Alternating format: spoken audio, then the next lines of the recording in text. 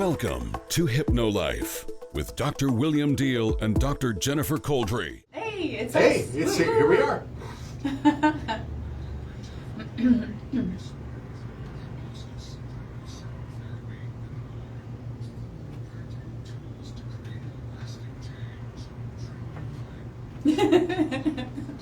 Hey, good morning, everybody. Good morning. Welcome to Hypno Life. I'm Happy Dr. William Deihl. Saturday. Yeah, I'm Dr. Jennifer Couldry, and we're from the Doc Hypnosis Wellness Center. You can reach us at 602-314-1907. Or just go to dochypnosis.com.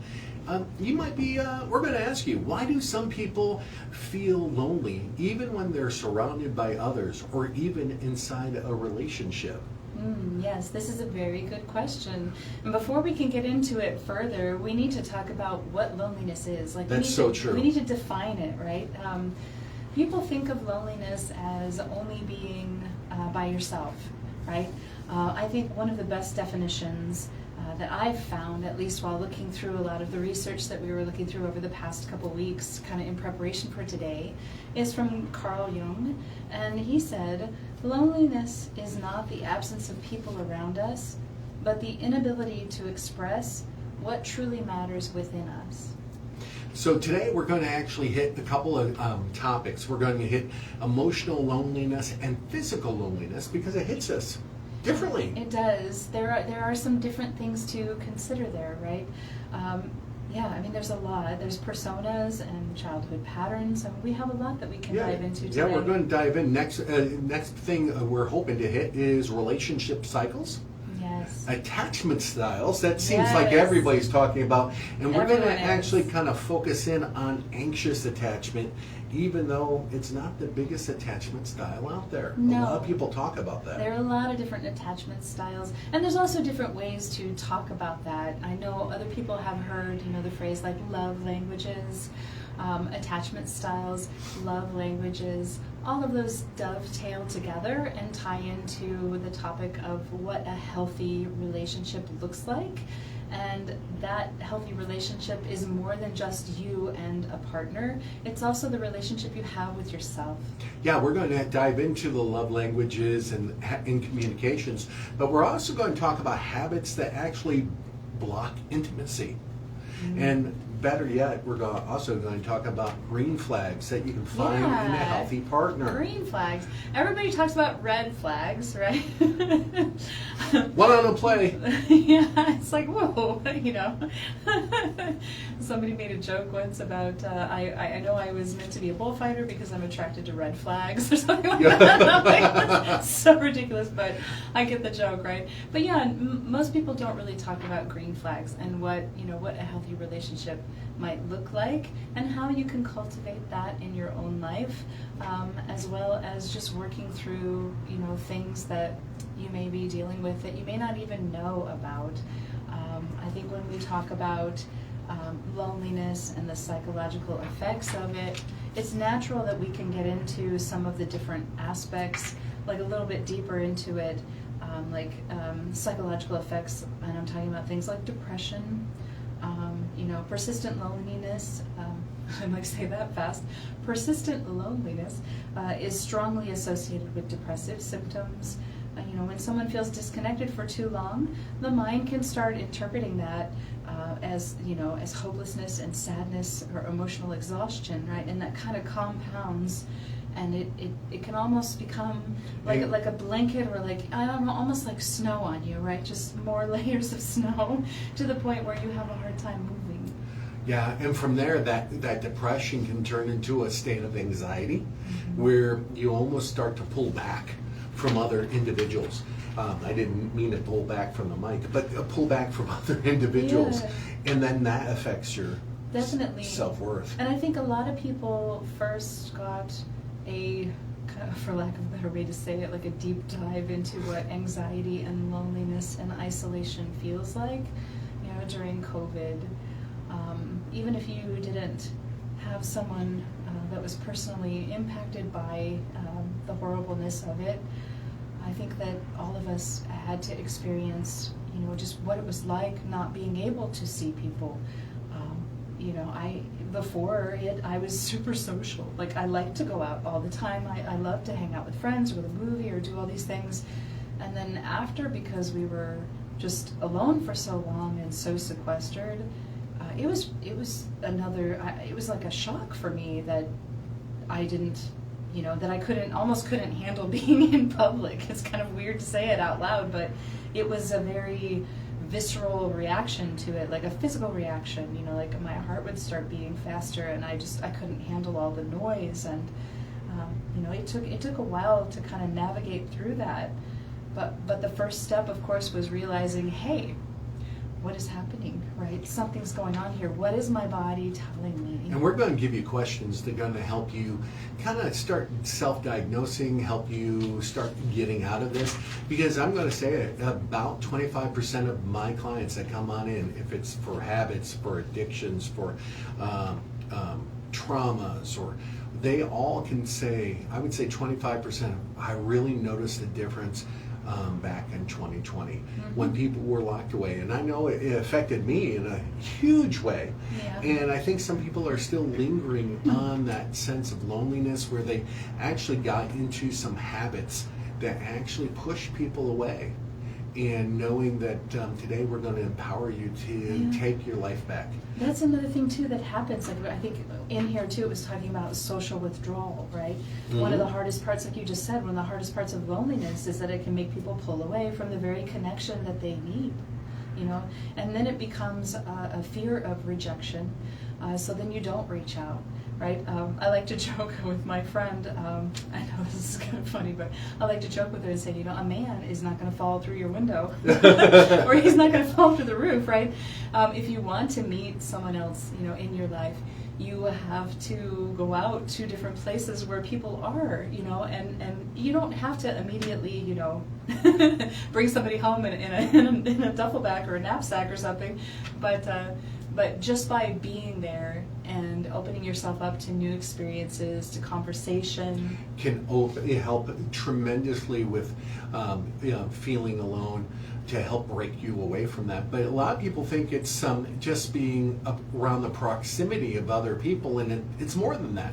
There's an emotional attachment that you're looking for, something feeling safe, to be authentic. The type of connection, right? Yes, feeling heard. Yeah. Oh, exactly. Oh my goodness. Yes, feeling heard, appreciated. Feeling like your presence is mutual noticed. presence, Right? instead not just one person just focusing in. It's a combination of being and where your nervous system can go into a calm state. Yes. So there's a lot more than just, hey, loneliness is based on being around somebody. Loneliness, you can be with somebody, you can be around family and still feel lonely. So we're going to dive into that after the breaks. Each time we're going to build on it. We're going to give you tools to how to handle this, and maybe do some self-regulation. Definitely. And get you out there, because it's really the power is in your hands. And I think the theme for, we've always talked about the theme for Hypno Life is change your mind, change your life. Right. Yes, exactly. And it really, the power is in your mind. And today is really evident. And we were talking about this. I wish you guys could join us sometimes for breakfast, because our breakfast meeting before the broadcast is always so much fun. We're always talking. We're spitballing what we can talk about, and we get in these really deep conversations. We go to the Broken Yolk and we have breakfast. Oh my God! Great food. I have to tell you guys something sweet, just because it made us happy and sad at the same time this morning. Throughout the past few weeks, we've gone to the little Petco that's near the Broken Yolk, and there was this green conure parrot there, and he was the sweetest little bird. And so we would go and visit him. We were joking about how we have to go visit our bird. Well, today when we went there was a sign that said that he's moving to a loving home, and so we were happy for him. Oh my God, that was so exciting. But then we're also like, oh, because we enjoyed saying hi to him. So. connection can be also with support animals. It's something to think about. We'll talk about that too. This is Hypno Life. I'm Dr. William Deihl. And I'm Dr. Jennifer Couldry. You can reach us at 602-314-1907. And or go to dochypnosis.com. You're listening to us on KFNX, the Pulse of Arizona.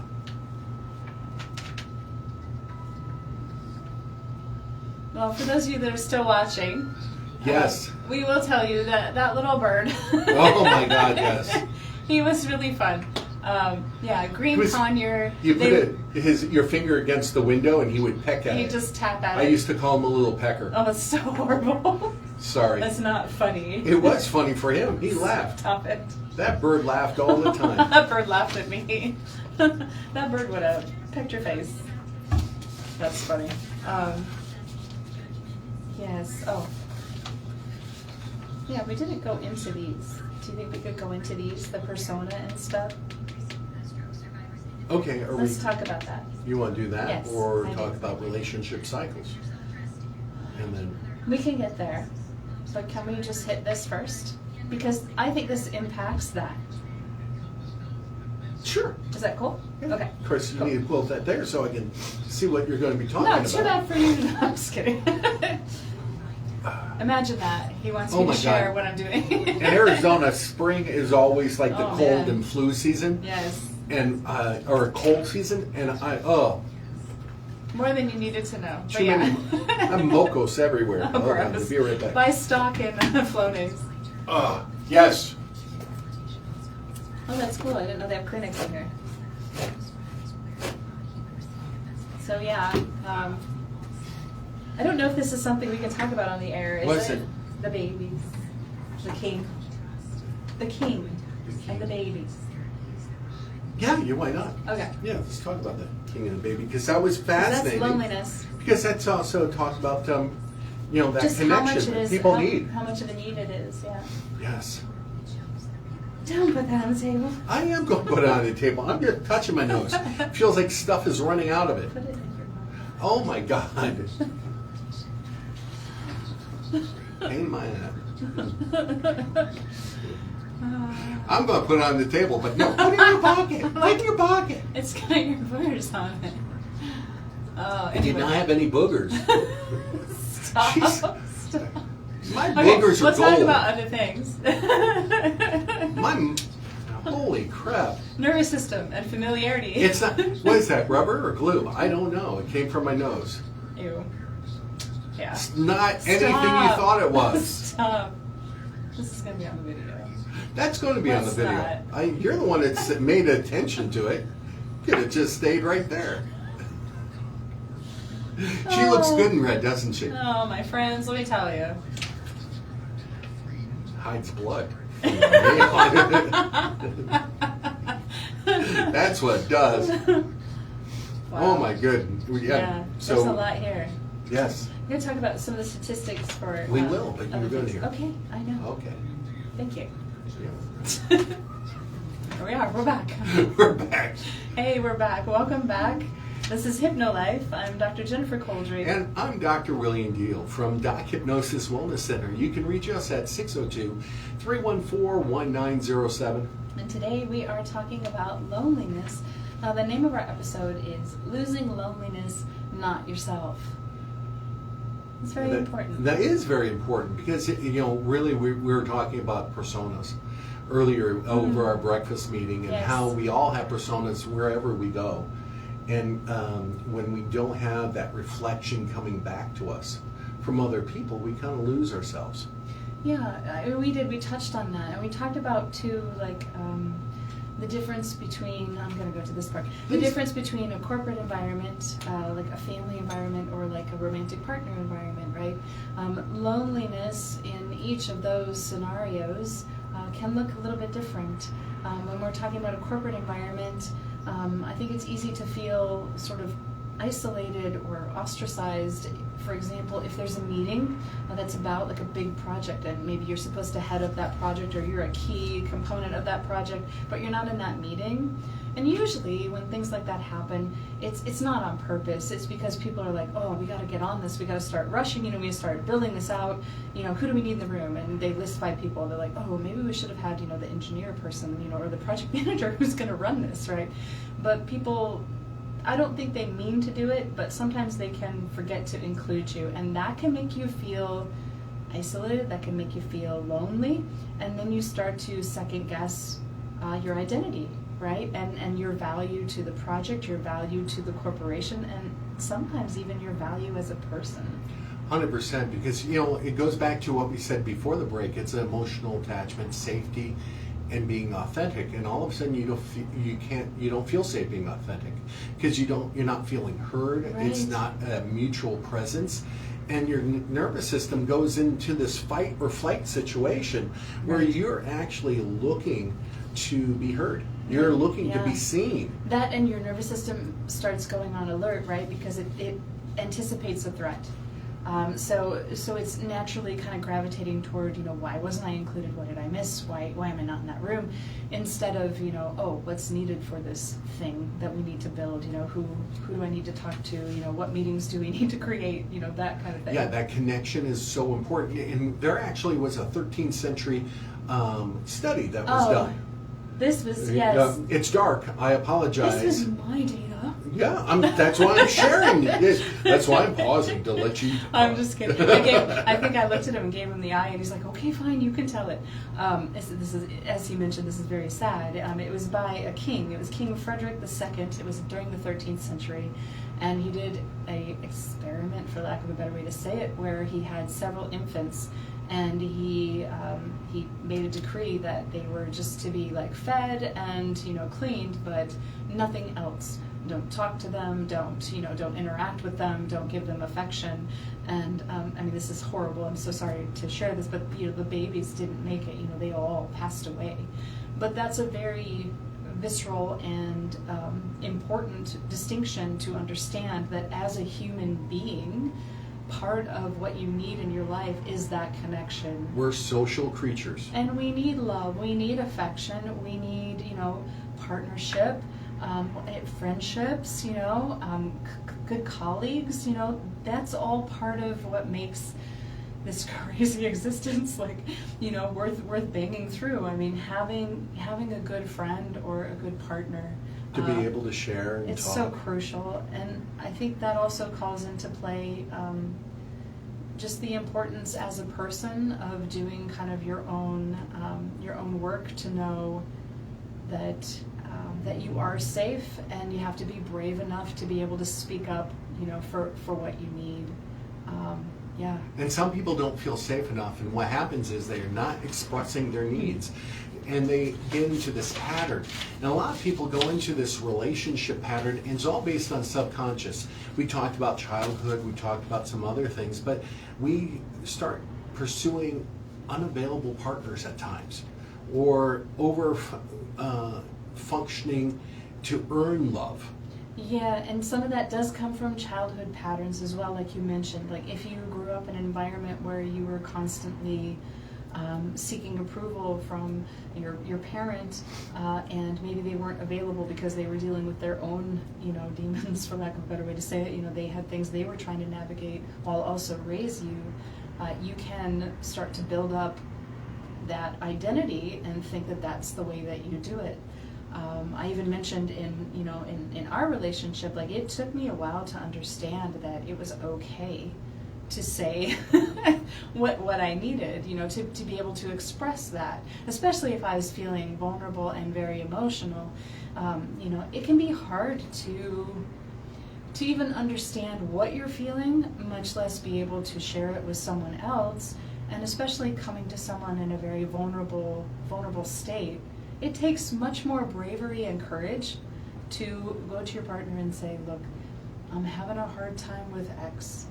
Can we just talk about it? Can you help me navigate this? And that's one of the things I love about you, is that you're willing to listen. and he's very observant. I know part of that has to do with your profession, but I find myself picking up on cues with other people now too, from working in the field that we work in mental health, right? And in clinical hypnotherapy and sound therapy. Well, a lot of times I work with clients that are in couples therapy, talking about relationships. They're going through hard times, and they actually got into a pattern where they, got into a relationship who was like dear old dad or dear old mom or both. Oh yeah. And they mistake anxiety for chemistry. Yes, and part of that is your nervous system too, because it craves familiarity. So if you grew up in a really chaotic environment that was just traumatic and just awful, unfortunately, your nervous system recognizes that, and it's like, oh, I know what that is. That's love. And it's like, no. That's Pump not. your brakes. Yeah, that's not love. Okay, nervous system, thank you. I appreciate that, you think that is, but let's build a new pattern. Let's create a healthy way of connecting with our partner and other people. And there's a couple of questions you could ask yourself. What dynamic feels familiar here? Is it the love? Is it the anxiety? Is it the, striving to get attention? What beliefs about love am I replaying? And that's taking a step back and making sure you have a healthy relationship, but also a healthy relationship for yourself. Yes. Because really everything comes down to what feels right within you. Yeah, that, and taking some time to sit with it, right? Just because you're having an emotion doesn't mean, one, that you're bad or that you're awful or you're weak or any of that. It just means something is bubbling up. Something needs to flow, whether it's grief or anger or pain or, I don't know, whatever it is. If you're feeling vulnerable or you're feeling like your partner isn't really noticing you, right? That's all just information for you to be able to kind of take a look at. It doesn't mean it's all true, right? It can be a signal, kind of like a big flare shot up in the air, I'm feeling unloved. It's like, okay, well, what is it like? What is it really, right? Is it something that I can give myself? Is it something that I need from my partner? Is it something my partner's able to give? Right? There's a lot there that you can unpack. Totally. And the last one is you need to take a step back and ask yourself this question: am I choosing from desire or from wounded memories? Were you trying to get something back that you lost? There's many relationships I've worked with individuals where they're trying to prove to themselves they can make it work this time. Oh my gosh, yeah. That person needs to be saved. Yeah, oh, that one. Oh my goodness, yes. I believe in them, and I know that people can change. That's a beautiful thing on the surface. That is a beautiful thing on the surface. But it certainly doesn't mean that, one, you have to be there while that person is figuring it out, and two, that they're allowed to drag you through just hell. Yeah, and put you through hell. Yeah. And that, kind of brings us what we're going to be talking about after the break is the attachment styles. Yes, we can dive in a little bit further, and then we can talk about green flags. Yeah, we definitely need to talk about green flags, because a lot of people always are looking for the red flags. But where is a healthy relationship? Mm-hmm. How do you know you're in a healthy relationship? And what does it look like for you? How do I create a healthy relationship? Right, and how can I be a healthy partner? By putting up some healthy boundaries, you can make sure that you have a healthy relationship. So this is Hypno Life. I'm Dr. William Deihl. And I'm Dr. Jennifer Couldry from the Doc Hypnosis Wellness Center. You can reach us at 602-314-1907. Or dochypnosis.com. You're listening to 1100 KFNX, the pulse of Arizona. And after the break, we're going to be talking about anxious styles and also how to notice those green flags. So stay tuned. I hope to see you after the break.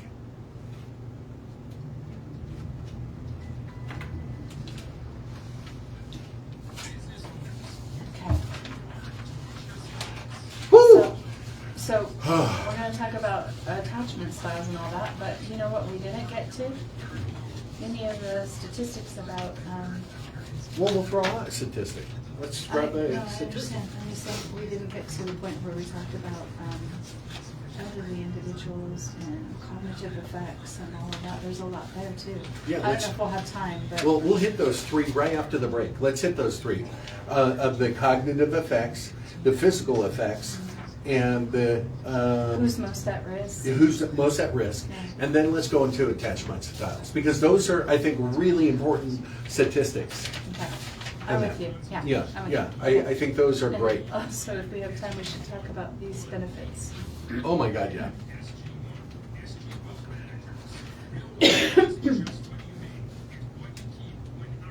Oh, okay. Get off me. So, yay. A lot of information to share.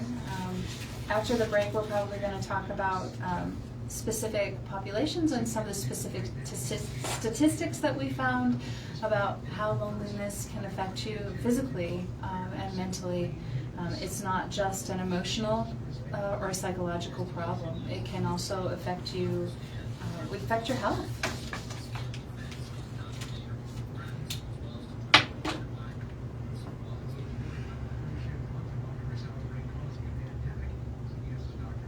This is interesting. Why it persists. Well, that goes into what we could do. Those end with that one Yeah. to lead us to attachment styles. Okay, I'm down. All right. We have a plan. We have a plan. The thing is, we have a plan, and then we start talking, And we lose the plan. plan. It goes off. It will ping. The plan changes. Is what happens. You have to adapt. Go with the flow. Sorry, I didn't mean to cough on you. That's okay. That's I don't love. tell you to put it in the pocket. Okay. Whatever. He'll get me later. It's all good. I will pick on her. Revenge. Picking is fun. Revenge is mine. Okay, these are done. This is the attachments, guys. We're going to talk about those. And, some of the love language stuff, and then green flags. Yeah. I like that. And then this guy's, but these guys, this guy, and then that. Okay, we're good. We're good? Mm-hmm. And then we go through the green flags and the questions you can ask yourself. Yes. So we have everything there. Yes. My goodness. For everybody online, Yes. we'll be back live on the radio in just a few minutes, I think, or just a couple minutes. But if you have questions that you would like to share with us, please feel free to reach out. We're happy to have your input and your comments. Oh my God, please. Share with your friends if this is something that resonates with you. It's good to have these conversations with the people that you love and care about. Yeah, you can private IM us. You could put it into the chat. If you're in a situation where you don't feel heard or whatever, and you don't feel comfortable, Yeah. please reach out. We're here for you. Yeah, we're here to talk, and that's what we do. We're here to talk and help navigate. And There's give some you difficult- tools to get out of it. Yeah, there's some difficult things in life that we all run into, and just sometimes all you really need is another person as a sounding board to kind of help get your thoughts and ideas out there in a place that's not judgmental, and there's no stakes. I know that sounds funny, but in a relationship, if you say something to somebody and they take it a certain way, those stakes are kind of high. Yeah. But if you can just navigate through some of it, with a friend or mental health friend, you can get further. Yeah. We're already back. We're back 2 minutes early. He's This is smacking kinda me. fun. It's like, let's go. Hey, we're back. Welcome back, everybody. This is Hypno Life. I'm Dr. William Deihl. It's like his brain all of a sudden disconnected. What is this? It was buffering. My computer does it. My brain can do it. It's I'm true. allowed. We all do. That's the truth of it. But yes, this is Hypno Life. I'm Dr. Jennifer Couldry. And we're from the Doc Hypnosis Wellness Center. You can reach us at 602-314-1907 or DocHypnosis.com. we have some, we're going to talk about attachment styles, but we want to talk about some really important statistics. We want to share some statistics with you Oh my God. about loneliness and the idea of loneliness, as well as how it can impact us in multiple ways. It can affect your brain and cognitive capabilities. It changes how the brain processes social information, and is actually associated with worse memory and performance in older adults. There was some data in here about, there's also, I think across, nearly half of older adults report loneliness, and it directly impacts your health outcomes. This was a study that was done by the National Academies of Science and Engineering and Medicine in 2019. It was a large-scale evidence review study.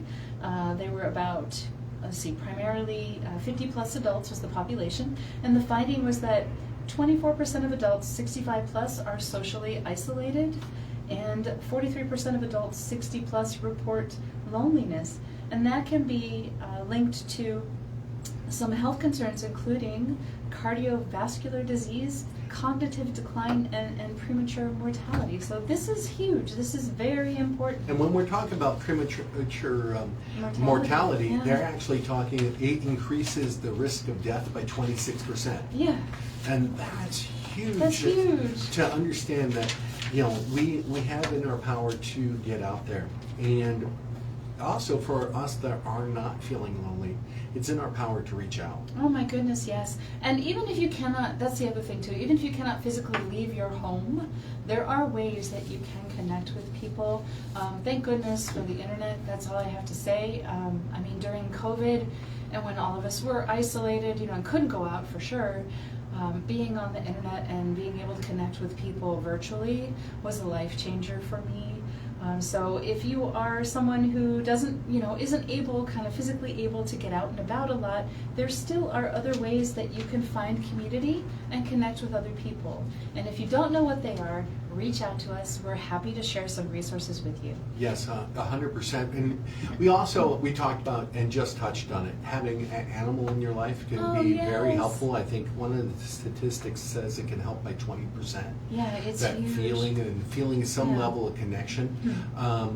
But let's talk about attachment styles. Okay. But you had one more. No, that's definitely important. We will definitely get to attachment styles. I just had one more statistic to share. Thank you so much for allowing that space.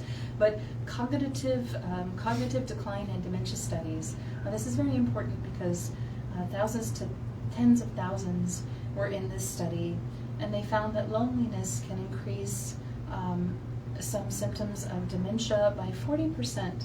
And it 40%. Also, and faster rates of memory decline in older adults.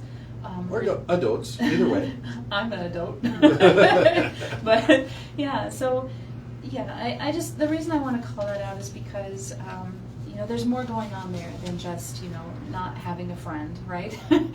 We need it. We need it for survival. We need that connection with other people. And I encourage you to cultivate different types of connections because obviously one person cannot handle all the roles that you might need in your life. We all need girlfriends or guys, that we can hang out with and go have the brunch or go have the axe throwing day or whatever guys do. God, we can't have brunch? You can if you want. Okay. You can come with us too. There's nothing like a nice mimosa. While you're throwing axes. No, just exactly. Kidding. Who knows? But yeah, you get what I mean, right? You have to cultivate those connections and build that community in your life, and be that for other people too. So moving into attachment styles. There's about 4 different types of attachment styles. And realize when we say attachment styles, these are all pliable. They can change. I like saying, hey, these are labels, not a sentence. Yes. All right, so you can change these at any time. But the first one is a secured attachment. That means you're comfortable with intimacy, autonomy, and can communicate clearly. Unlike me, that stutters. Hey, stutters are good too. The next one is? Anxious attachment. I think it's funny that you pause there because I tend to have some of these. It's like, it might be that flavor sometimes. It's fear of abandonment, hypervigilance. Definitely, I feel like a bird of prey sometimes. Like I am constantly looking at people to judge if they're having a good time. If they might be upset. Just what's happening. It's just how I am kind of wired. And then also needing reassurance and sensitivity to distance. And when we're working with it, and I have couples come in and go, "Oh, he's avoidant. He's he's that, he's or that. she's this." Yeah. It's not he or she. You guys are in it together, Right. and it both have to understand where the other person's coming from. Yeah. So having that understanding can be very powerful. That's huge. So- that also comes back to the bravery, right? To one, being the kind of partner that holds space for the other person in your relationship, right? So that if they need to talk, they have room to, right? Non-judgmental space.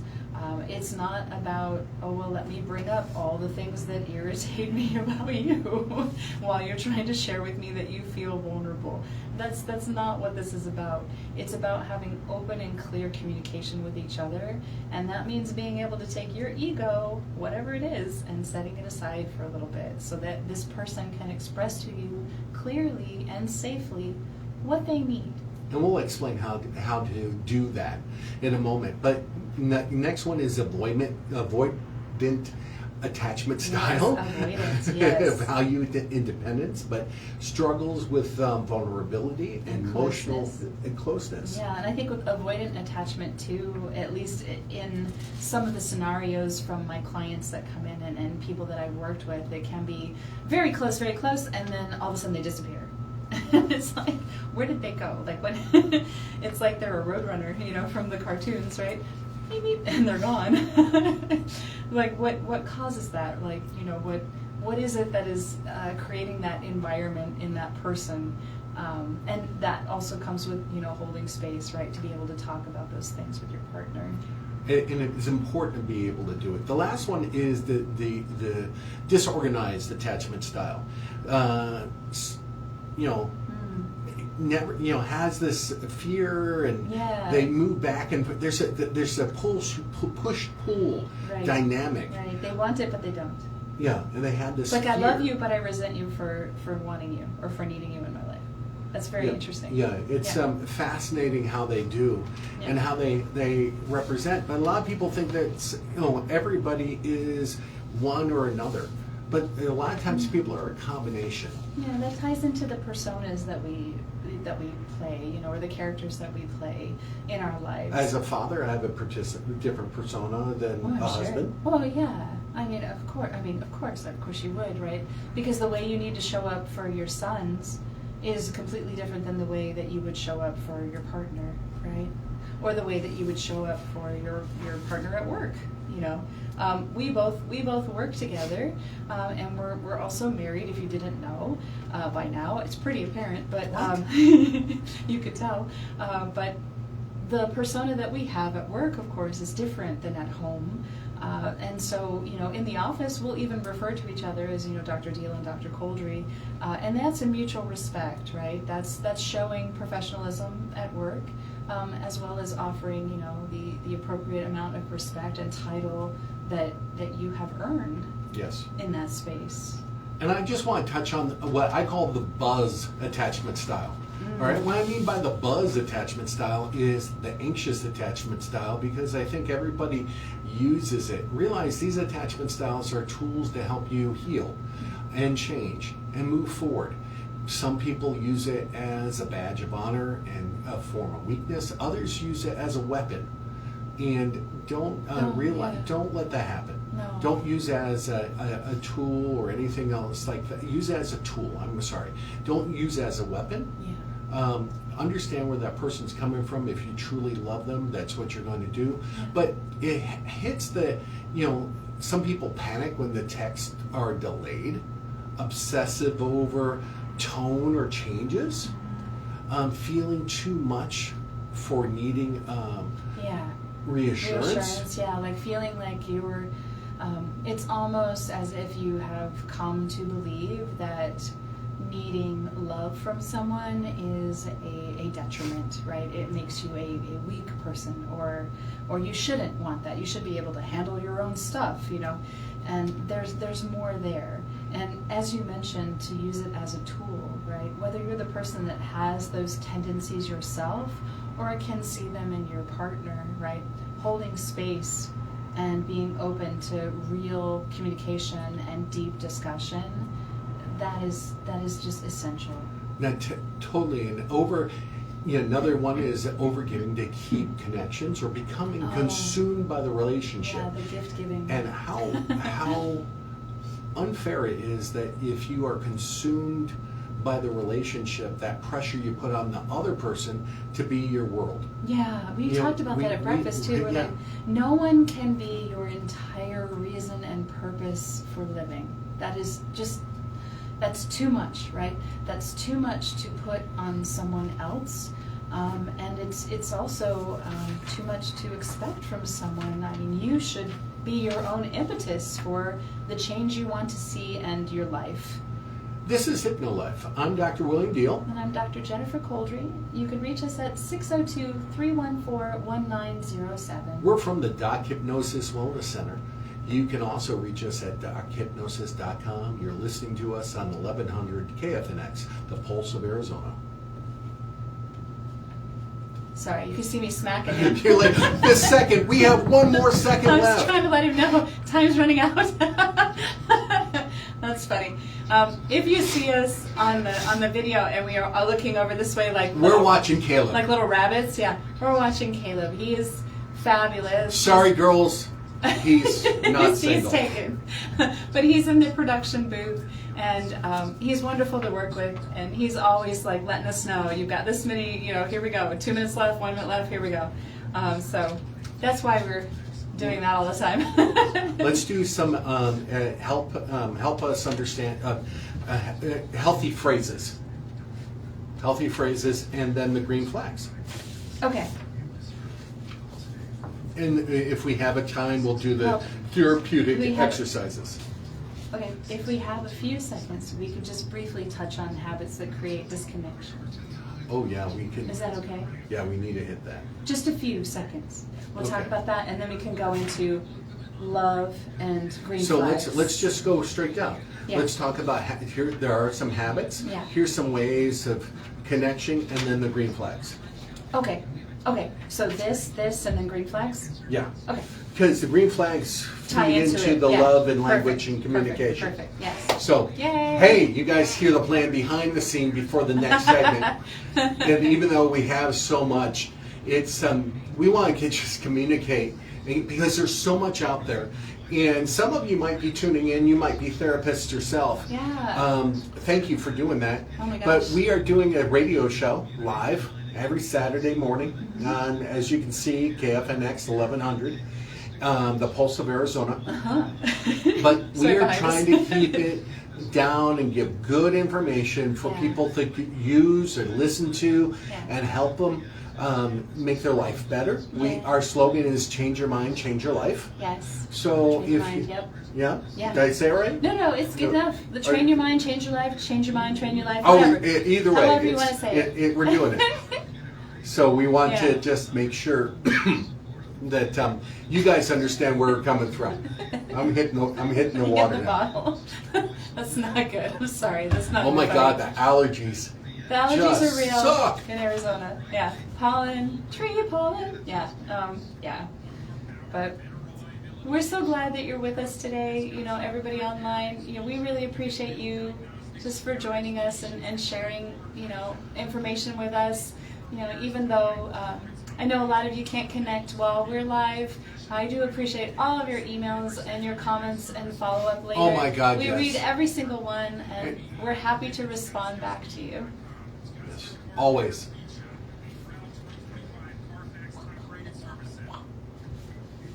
Oh, we're back.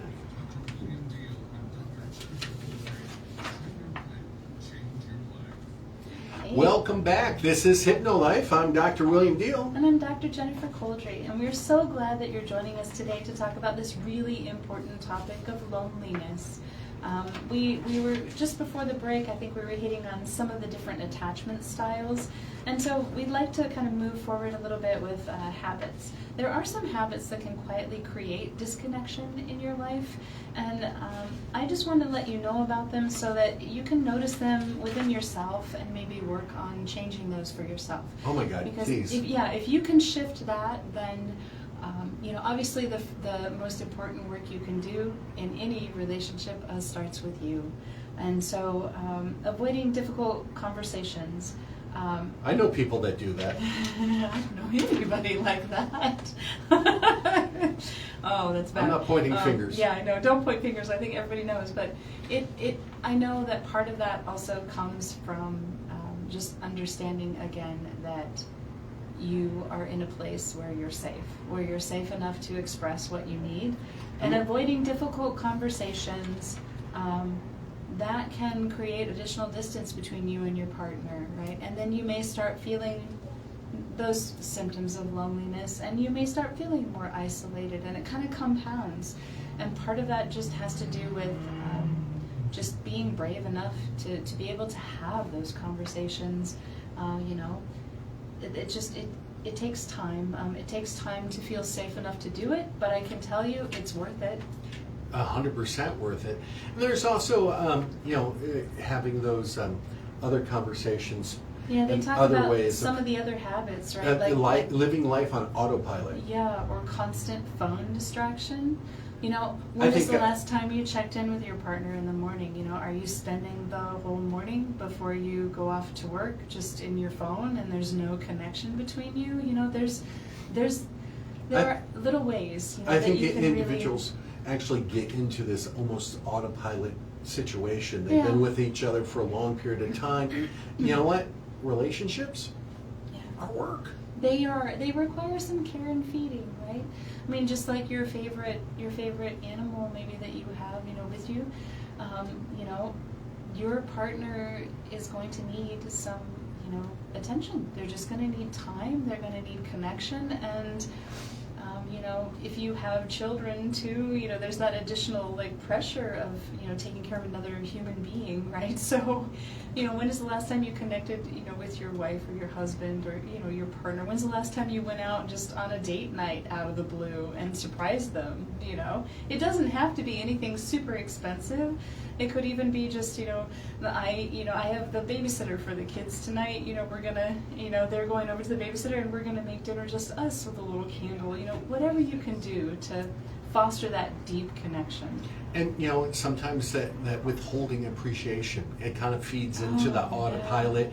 You're not thinking that person did the time, it doesn't matter. Did all these things, and that's where hypnotherapy and clinical sound therapy comes in. It helps settle the nervous system, but we help you rewire and actually navigate through those old patterns that you don't need anymore. Definitely. And clinical sound therapy in particular can regulate your nervous system, right? It reduces stress, and it can help you relax. If you've been in a situation where you've been on heightened alert for an extended period of time, the nervous system kind of forgets what it feels like to just go, oh, and we all need those moments. We need to be able to dial it down a little bit once in a while. And we can also help build, internal sense of safety and connection. But by doing all that, settling the mind, helping the subconscious, we can help people start asking these important questions that maybe help me understand what you meant. And start talking to their partners, or I felt disconnected this week. Yeah. What can we do? Yeah. What helps you feel loved? And asking your partners that, it changes sometimes from day to day, from week to week, to month to month. Yeah, it does. Sometimes it's just, hey, can you feed the dogs this morning because I am fried, Can we do a reset? Yeah, can we do a reset? Yeah.